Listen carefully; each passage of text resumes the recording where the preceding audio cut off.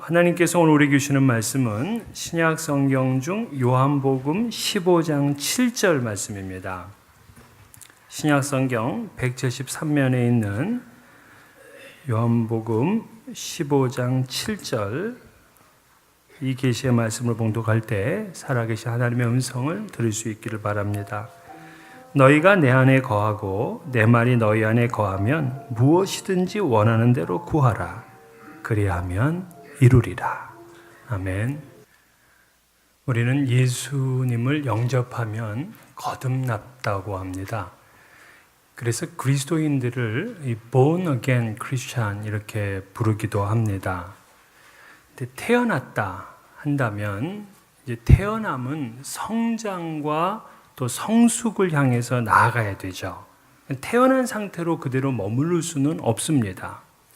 적당한 양분을 공급받아야 되고요. 보호도 받아야 됩니다. 지식도 얻어야 되고 사람들과의 관계도 건강하게 만들어가야 됩니다. 그러면 영적으로 거듭난 그리스도인들은 어떻게 성장하고 성숙해 나가는 것일까? 그 첫 번째는요, 하나님 앞에 예배를 드리는 것입니다. 예배는 결코 그리스도인이 포기할 수 없는 사명이에요. 반드시 예배를 드립니다. 두 번째는 말씀 생활을 해야 돼요. 하나님의 말씀을 내 마음에 채워서 다른 것들이 차이지 않도록 그렇게 해야 되죠. 그래서 말씀을 읽고 듣고 공부하고 묵상하고 암송하는 그런 일들을 훈련을 합니다. 이것이 우리를 존귀하게 만들고 또 열매 맺는 복된 인생을 살게 하는 비결이죠. 세 번째로 기도, 네 번째는 순종이라고 할 수 있어요. 그래서 예배와 말씀과 기도와 순종은 우리를 자라나게 하는 그러한 네 가지 주요한 영양분이 됩니다. 그래서 오늘은 본문의 말씀을 가지고 기도에 대한 말씀을 나누려고 합니다. 종교개혁자 마르틴 루터는 기도 없이 크리스천이 되려고 하는 것은 호흡이 없이 살려고 하는 것처럼 불가능한 일이다. 이렇게 얘기를 했어요. 그러니까 기도를 호흡, 영적인 호흡이다. 그렇게 얘기를 했습니다.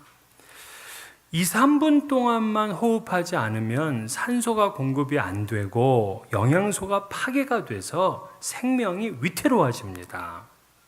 물론 식사 시간이야 한두 시간 늦어도 괜찮고 또 하루 한 끼 안 먹는다고 큰 탈이 나겠습니까마는 호흡은 1분, 2분이 중요하잖아요. 근데 루터는 기도를 식사에 비유하지를 않았어요.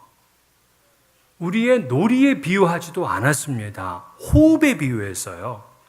그만큼 그리스도인에게 기도는 절대적으로 필요하다, 중요하다 하는 그러한 강조가 이 속에 있습니다. 우리는 기도를 통해서 하나님의 음성을 듣고 하나님의 뜻을 깨닫습니다. 또 기도를 하게 되면 또 내게 죄가 무엇인지를 알게 됩니다. 기도를 통해 하나님께 영광을 돌리고요. 또 기도를 통해 우리의 기쁨을 충만하게 만듭니다. 또 기도하면 눈이 열리기도 합니다. 사울은 다메섹 도상에서 주님의 강렬한 빛을 쬐이고는 눈이 멀었어요. 아무것도 안 보였습니다. 그때 아나니아가 기도하자 그 비늘 같은 것이 벗겨지면서 눈이 열렸어요. 이렇게 눈을 떠보니까 세상이 달라졌습니다. 하나님이 우리를 부르신 부름의 소망에 대해서도 알게 됐고 또 우리가 장차 누리게 될 영광이 얼마나 큰 것인지도 알게 되었고 예수님께서 우리를 위해서 베푸신 능력이 얼마나 위대한지도 깨닫게 되었습니다. 그러므로 그리스도인들은 기도의 사람이 되어야 돼요. 그런데 오늘날 정작 기도는 그리스도인에게조차 무시를 당합니다.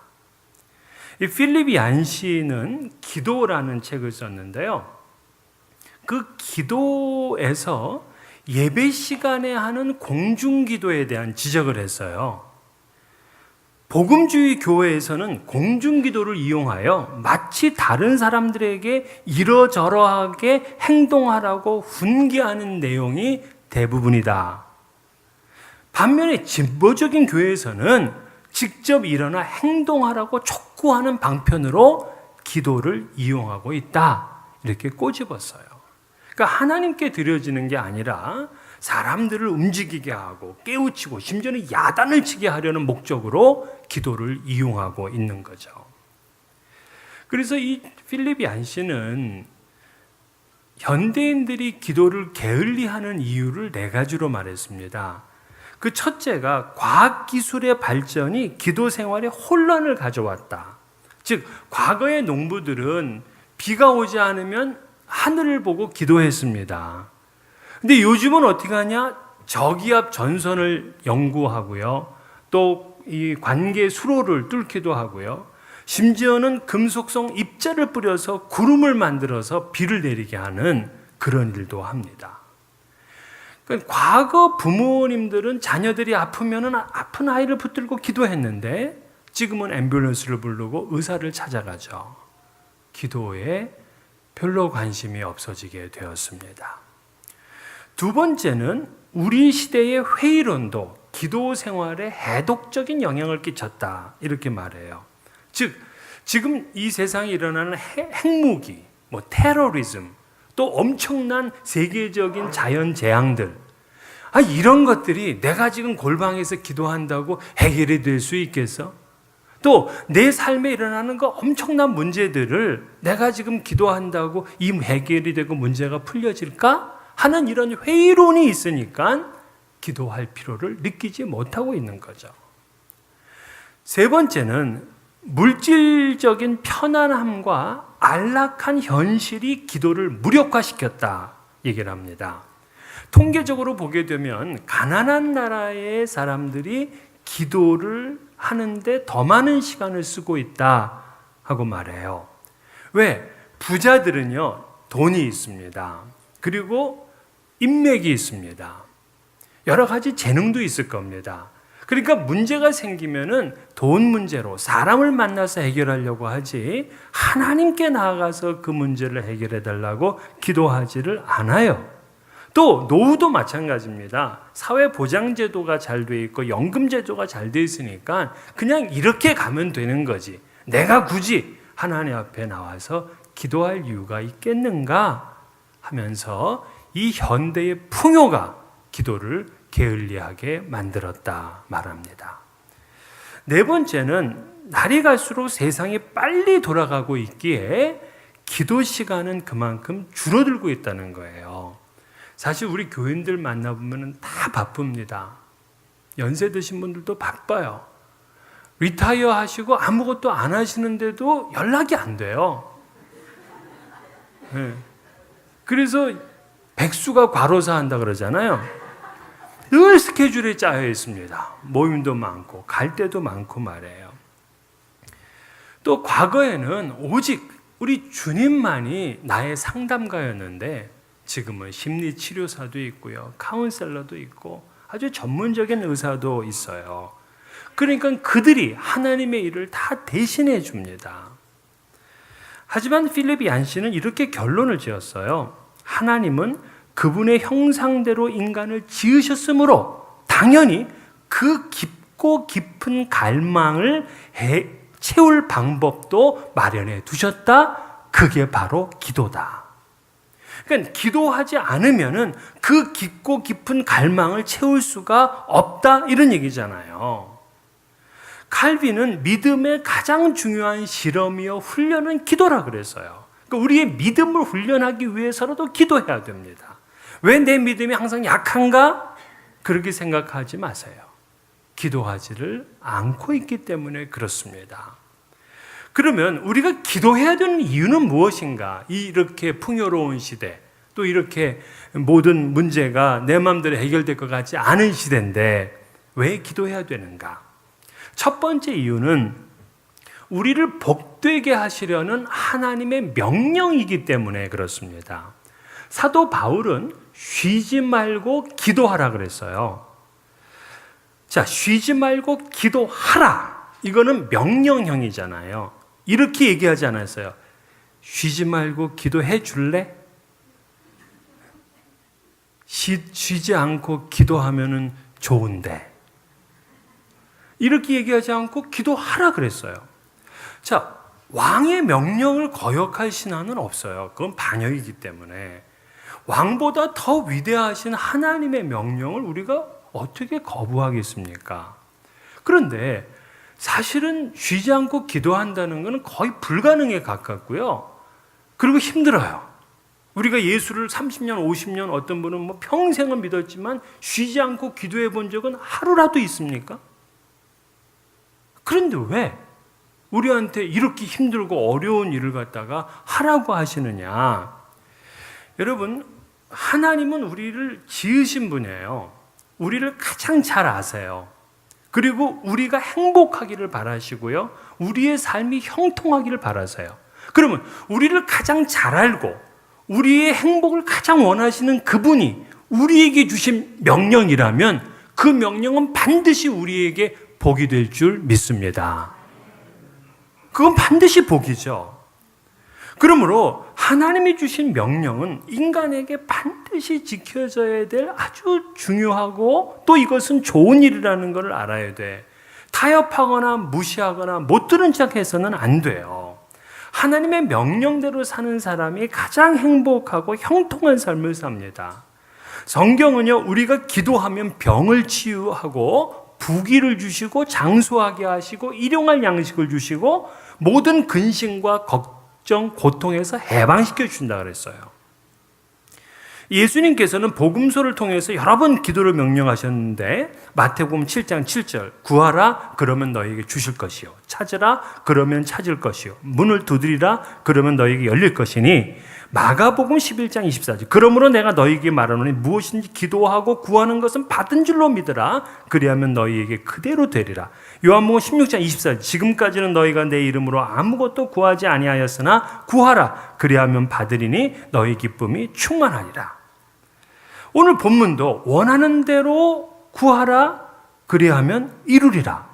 그러니까 하나님의 기도의 명령이 있고 약속이 있어요. 다 된다는 거죠.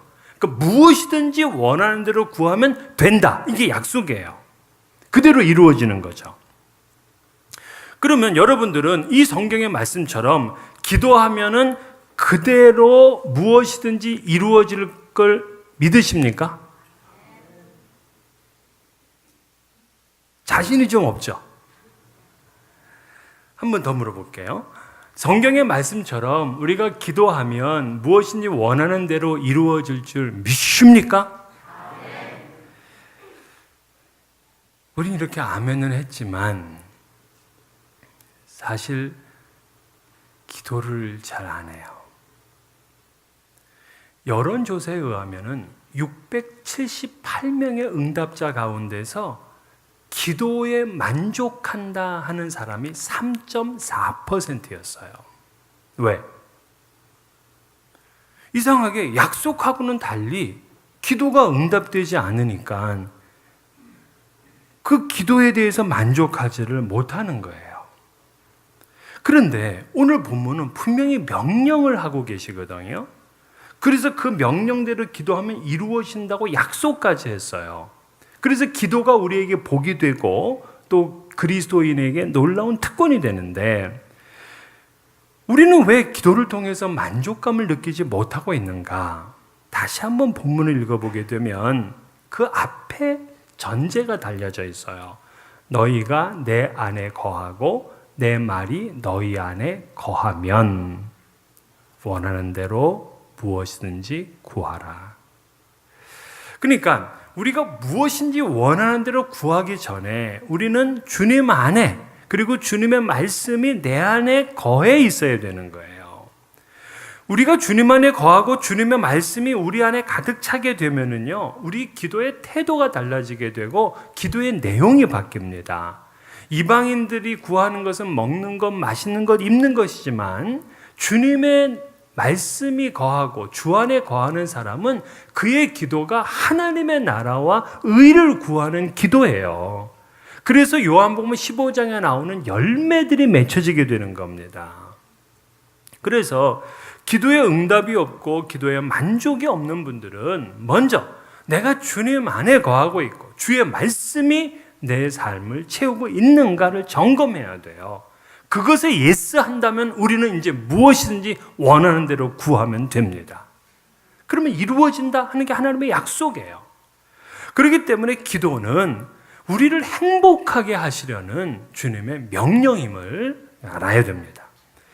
두 번째는 왜 기도해야 되느냐? 하나님과 친밀한 교제를 위해서 기도합니다. 영어 격언에 보게 되면 이 out of sight, out of mind라는 말이 있죠. 그러니까 눈에서 멀면 마음에서도 멀다 그래요. 아무리 가까운 친척이라도 멀리 있으면은 교제하지 않기 때문에 친해질 수가 없어요. 그래서 멀리 있는 친척보다는 이웃이 사촌 같아서 우리는 이웃 사촌 이런 말을 씁니다. 하나님은 우리와 친밀하기를 원하세요. 그래서 성경에 보게 되면 성경에 하나님과 우리와의 관계를 다양하게 씁니다. 신랑과 신부, 아버지와 아들, 목자와 양, 포도나무와 가지, 왕과 백성, 이런 관계들은요 하나도 뗄 수가 없는 절대적인 관계예요. 끊을 수가 없습니다. 그러니까 하나님께서는 우린 이렇게 죄인인데도 우리랑 너무나 가까이 하시기를 원하시는 거예요. 끊을 수 없는 관계가 되기를 원하시는 거예요. 근데 기도는 바로 그렇게 우리를 하나님과 친밀한 관계로 만들어줘요.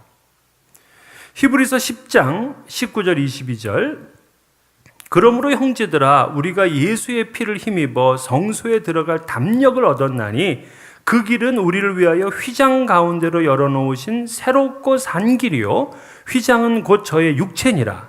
또 하나님의 집 다스리는 큰 제사장이 계심에 우리가 마음에 뿌림을 받아 양심의 악을 깨닫고 몸을 맑은 물로 씻었으니 참 마음과 온전한 믿음으로 하나님께 나아가자. 자, 예수께서 십자가의 죽으심으로 하나님께 나아갈 수 있는 길을 여셨어요. 우리는 죄 씻음을 받고 참 마음과 온전한 믿음으로 이제 하나님께 나아갈 수 있게 됐습니다. 근데 어떻게 나아가느냐? 그 나아가는 길이 기도로 나아가는 거예요. 그래서 기도는 하나님과 대화고 이 대화는 친밀한 교제를 만들어 갑니다. 물론 이 부모는요, 자식이 꼭 해달라고 해야지 주지는 않아요. 부모님들은 다 알아서 먹을 것도 주고, 뭐 다 입을 것 주고, 용돈도 주고 하잖아요. 그런데 부모가 다 줬다고 그 자식과 부모가 친해지는 건 아니에요. 왜? 대화해야 돼. 대화가 없으면은 얘가 아무 말 안 해도 다 내가 줬다고 얘랑 나랑 친하다? 안 그래요. 하나님은 우리의 모든 걸 다 아세요. 뭐가 필요한지를. 그냥 아무 말씀 없이 하나님이 다 주셨다. 친해지는 게 아니에요. 기도를 통해서 교제를 해야 돼요. 대화가 끊긴 부모와 자녀는 서로가 소원해져요.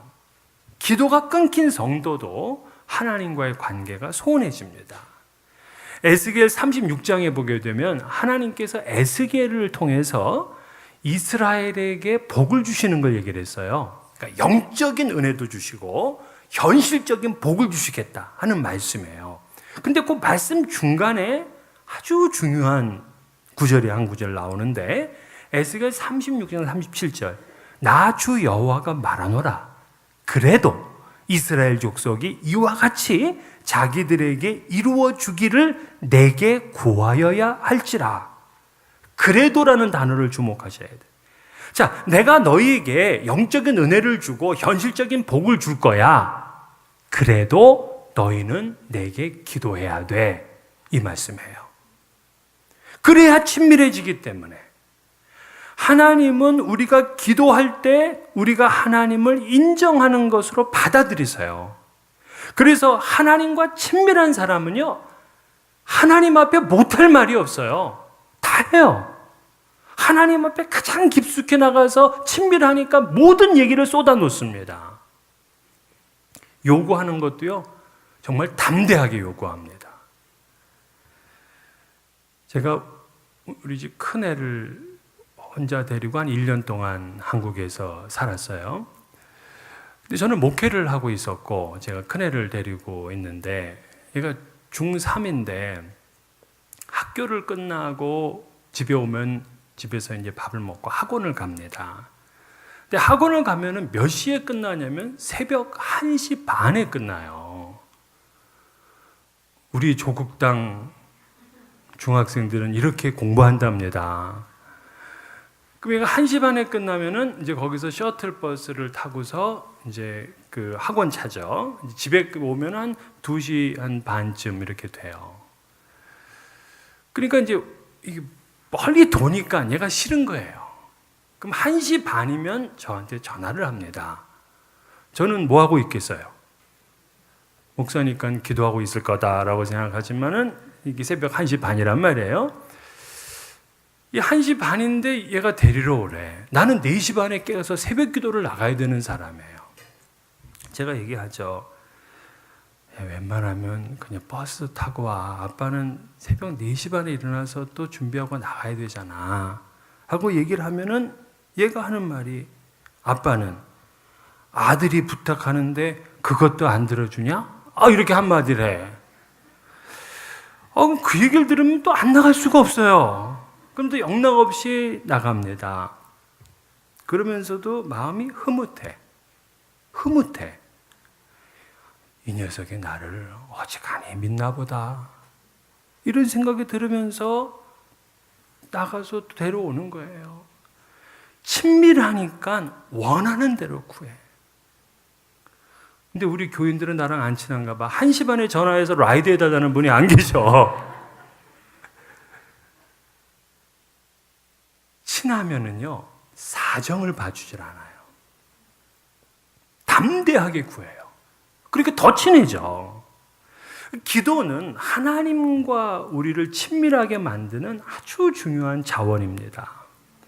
자, 하나님은 온 우주에 충만하세요. 교회도 계시지만은 우리 이 밖에 세상에, 우리의 가정에, 또 직장, 차 안에 다 계세요. 근데 우리는 하나님의 충만성을 느끼지 못하고 삽니다. 그냥 살아가죠.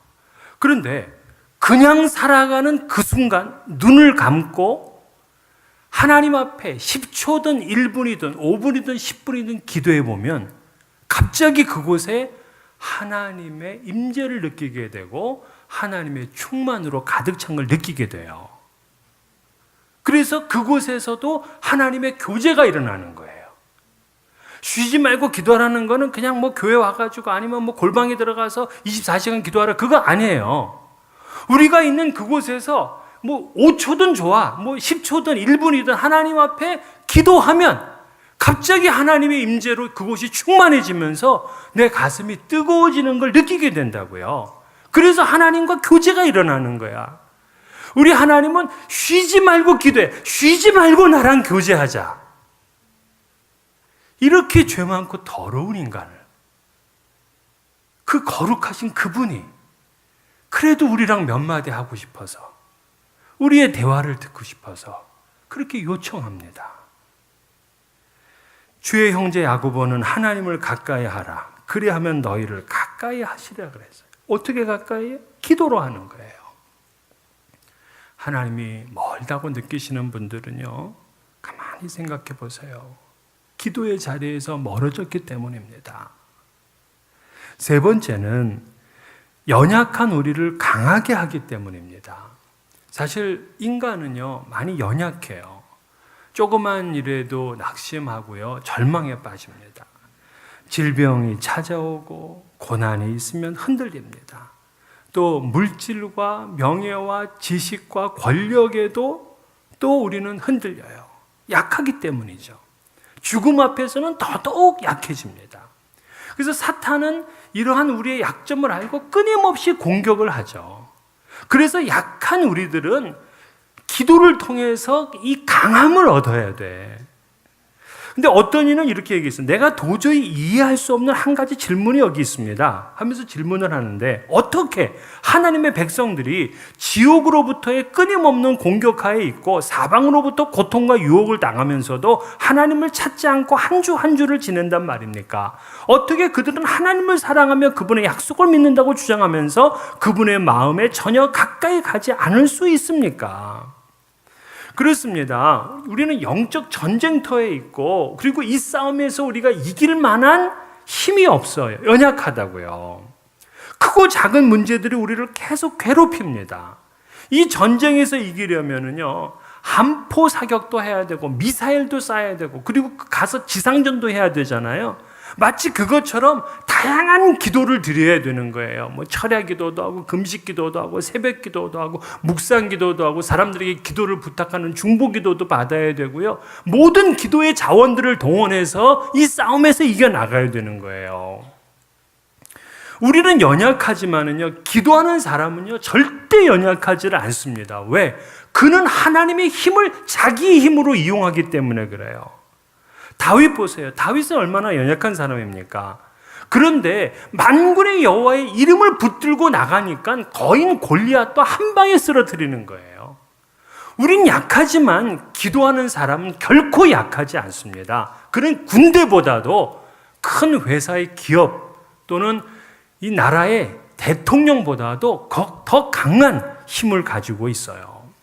성경은 이러한 예를 수도 없이 보여줍니다. 히스기야 왕, 그가 유다 왕 14년이 되었을 때 아수르의 사네립이 쳐들어왔습니다. 그러면서 유다의 모든 성을 점령을 했고 예루살렘 성 한 개만 남겼어요. 이 예루살렘 사람들은 이제 그냥 다 죽을 수밖에 없는 그런 굉장히 위기에 있었습니다. 이 사네립은요, 어떻게 합니까? 보급로를 끊었어요. 그리고 이 성 안으로 들어오는 물, 수원지를 끊어버렸어요. 완전히 말려 죽이는 거예요.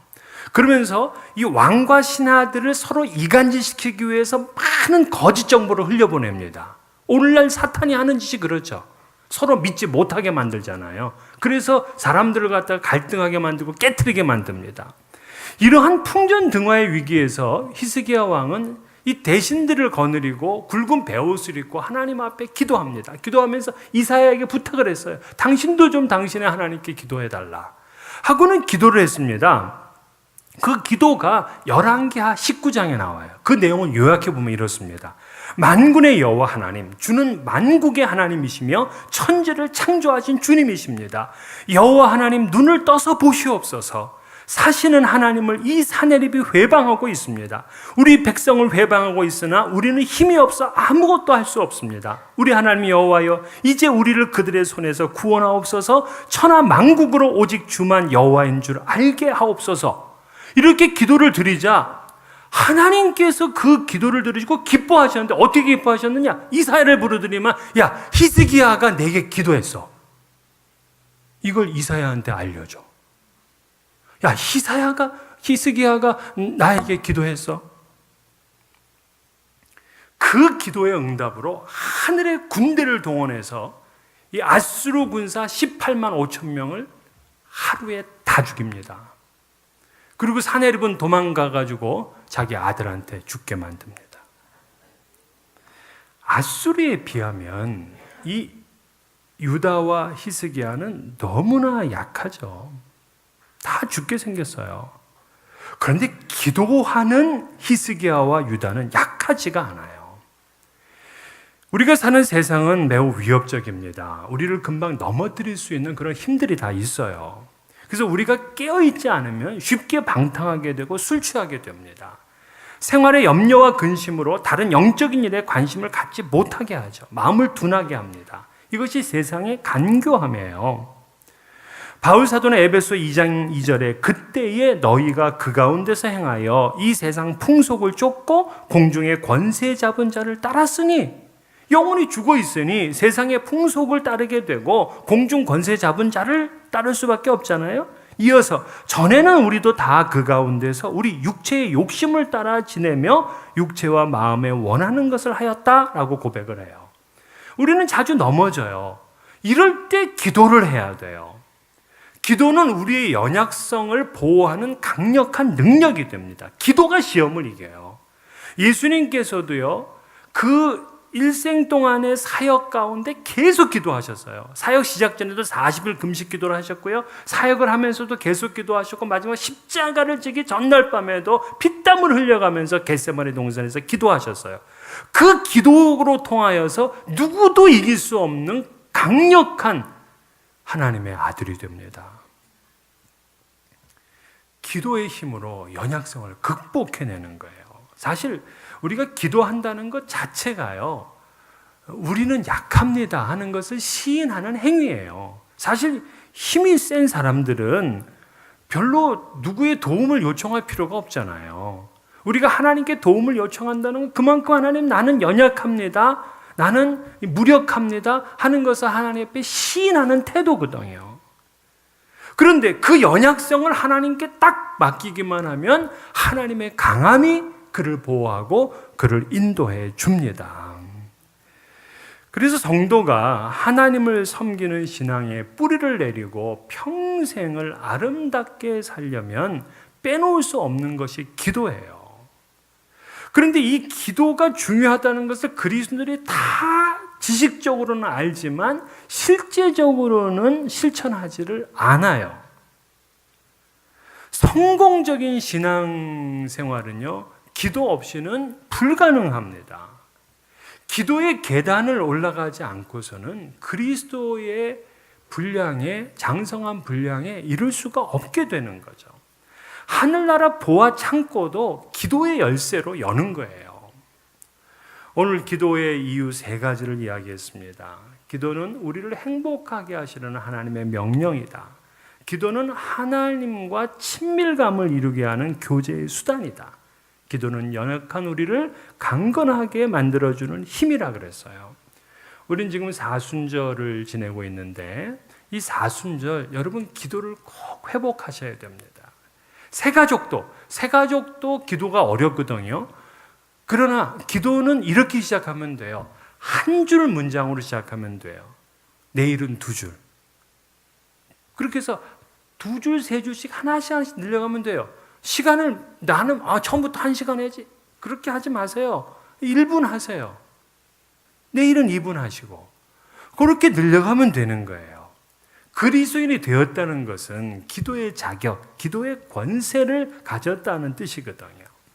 무엇이든지 원하는 대로 구하라, 그리하면 이루리라 하는 이 말씀이 여러분에게 이루어지시기를 주의 이름으로 축원합니다.